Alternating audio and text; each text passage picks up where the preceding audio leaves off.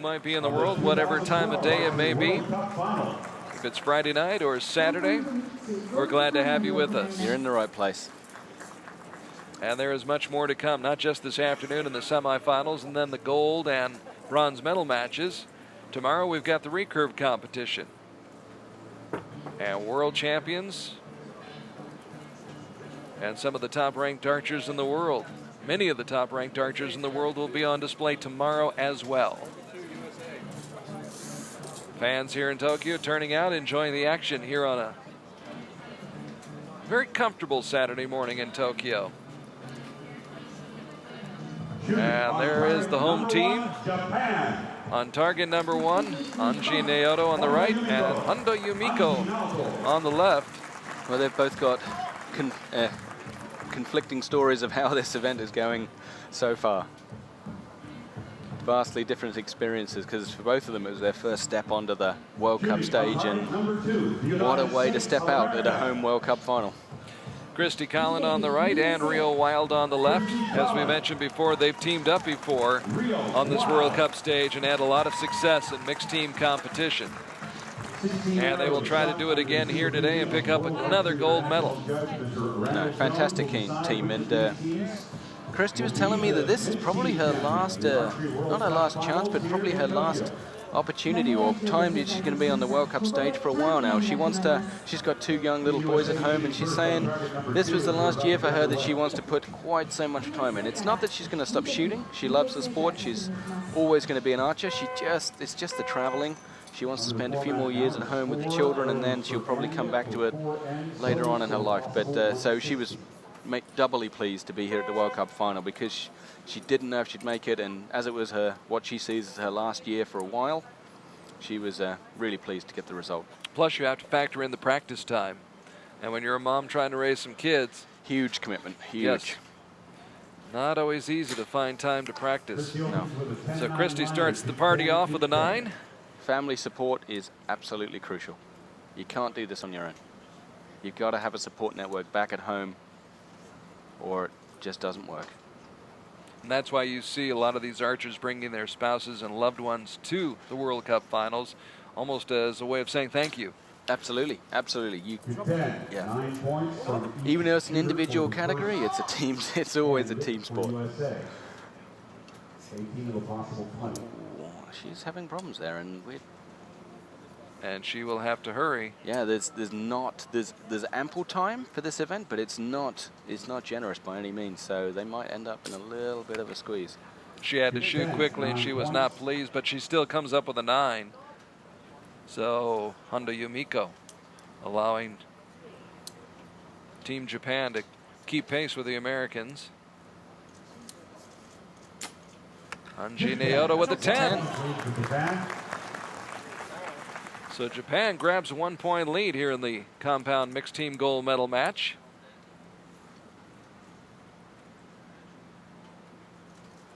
And a good look at Christy Collin, who had to come from behind in her quarterfinal match to win it and move on to the semifinals. Just out. Right, yeah.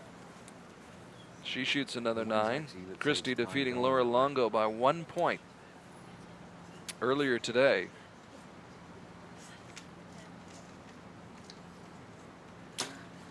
And Rio Wild is dead center. Yeah, we'll take that. Potential 2-point lead for Japan in the next 2 arrows.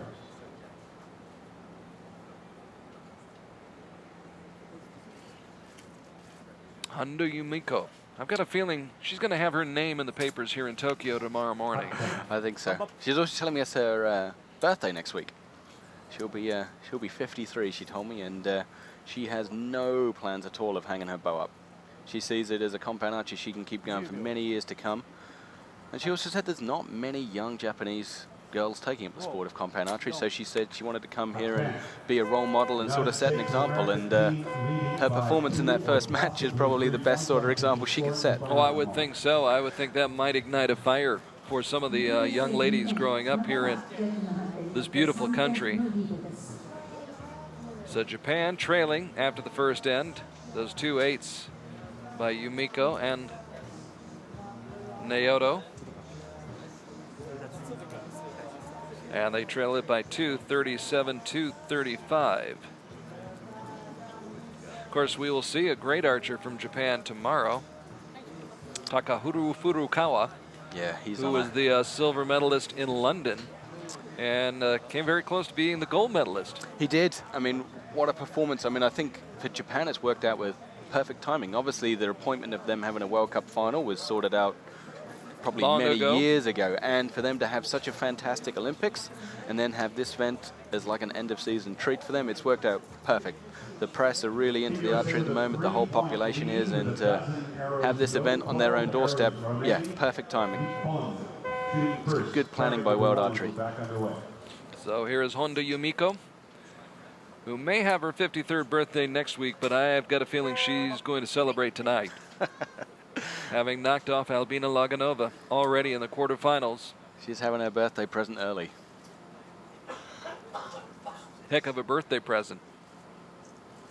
Peering through that sight. She looks good though. It's good shooting form. Looks relaxed, looks steady. Yeah, I can see why she's had so much success indoors because, yeah, she looks good archer.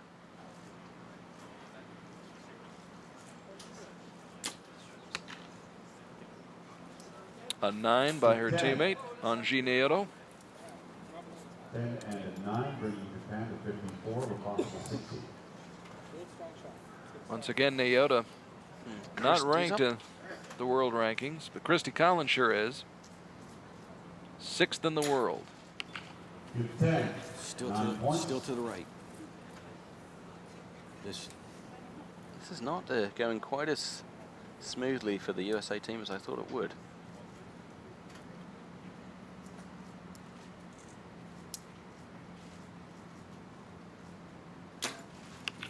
You're 10, 9 points. And Rio with a wild with a 9 as well. Rio with a wild arrow. I thought you were going to say that, which is also true. So the lead remains at 2 for the USA. And a 10. So that's 2 10s here in this end. She's Once leading again. the way. She's setting a great example. 4 ends, total of 16 arrows, maximum of 160 points. And there's a good look at the compound bow. The cables, the pulleys. And that's a great shot. 10 points from Japan, taking 74 of a possible 80. So Team Japan picking it up here in the second end, putting a little pressure on Team USA. Nothing that Christy Collins is unaccustomed to, though. 10, 9 points. Just under it. Christy with another 9. And so far, Rio Wild, the only member of this team to shoot a bullseye here through the first 7 shots. Maybe on the 8th shot. He looks rock solid. He'll come up with that bullseye, and he does. But a little bit closer match than I think we expected, Michael. Yes, I'll be honest, I thought USA would run away with it and hardly drop a single point, but they've dropped some arrows, they've dropped some points, and it's given Japan a glimpse. They can get in there if they want. And absolutely no pressure on this duo right here. Especially for Honda Yumiko. Anything she gets from here on out is pure gravy. It's pure icing on the cake. Yeah, I think, being here was icing on the cake. Absolutely, that made her year. And there's the score for Team USA, 75 out of 80. 3 9s and a 10 in that second end, which matches their score in the first end. And so the lead remains at 1, 75-74. The U.S. led by 2 points after the first 4 arrows. But Japan hanging in there as they step up to the shooting line. And those long lenses all trained on the folks with those bows and arrows. And Rio Wild leading by 1.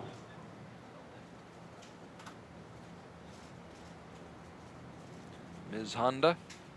Both eyes open. 10, 9 points.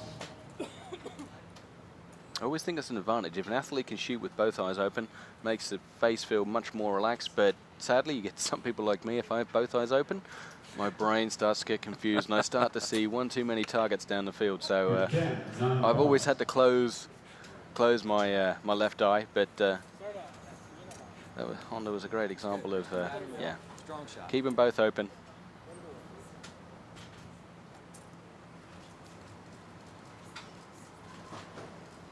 Eyes wide open for Christy Collin. So I'm probably going to be in the minority here. I think it's better if you can, but There you go. There you Seems go. to work. all depends on your eye dominance. Most people, if you've got a dominant right eye, then yes, fine. You can leave the left one open and it won't take over. For me, I think I'm right-handed, but left eye dominant. Look at Rio, not even blinking. Not a blink. He didn't blink on the shot either. Not a blink. Not a blink. Because most people have a reaction that when the shot goes off, because your eye can see something moving this close, you blink down. But see, now I've said that. You're straight. Yes. I couldn't go that long without blinking, and I'm not shooting. Not happy with that shot. No, she's been used to shooting a lot more 10s.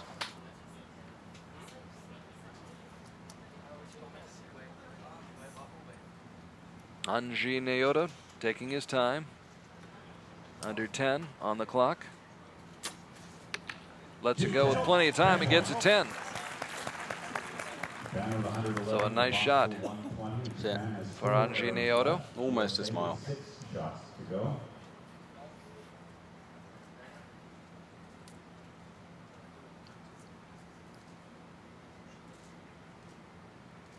U.S. trying to build on that lead. And that will help. Nice. Great shot.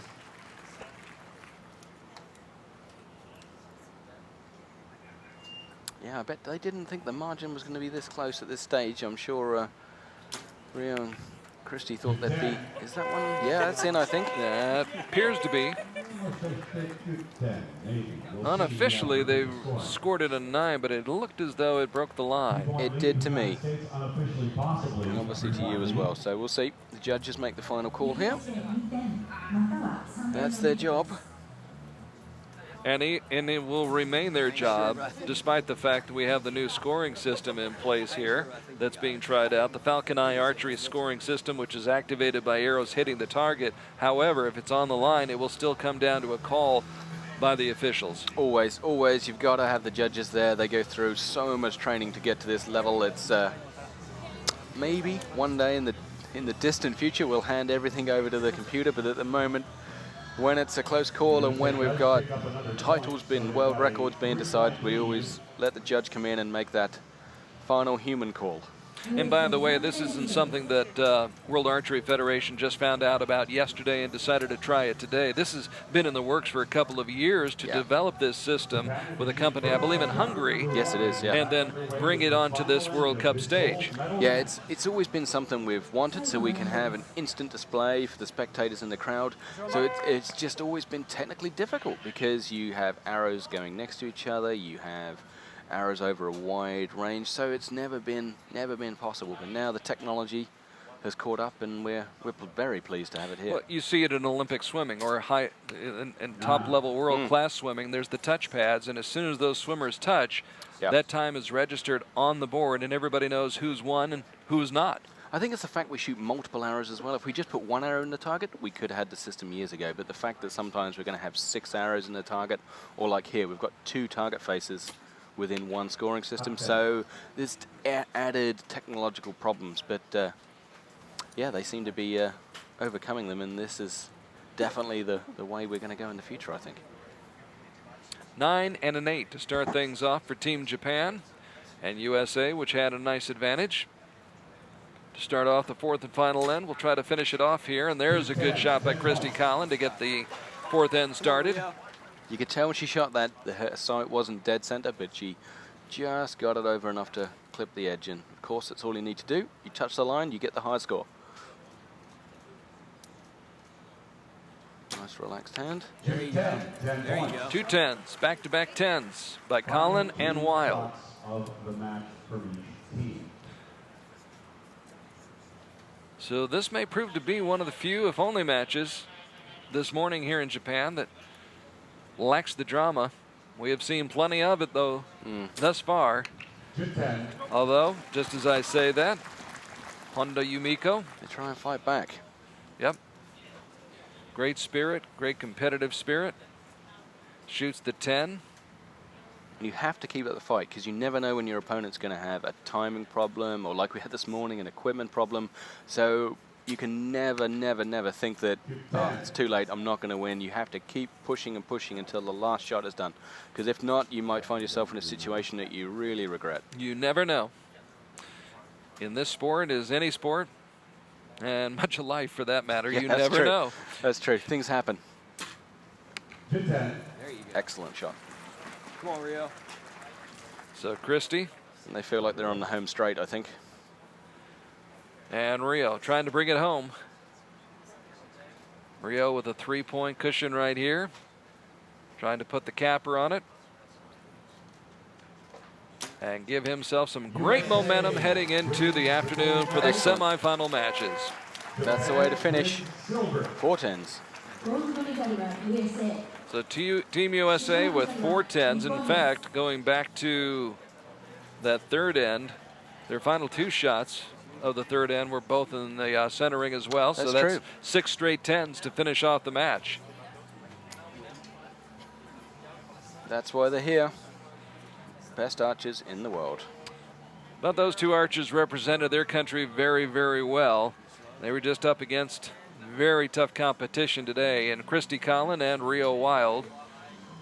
And Rio Wild and Christy Collin going to collect a little bit more hardware here in the land of the rising sun as they win the gold medal match in the compound mixed team competition, 154 to 147. So the first medal of the day will be, or of the weekend I should say, will be awarded momentarily here in Japan.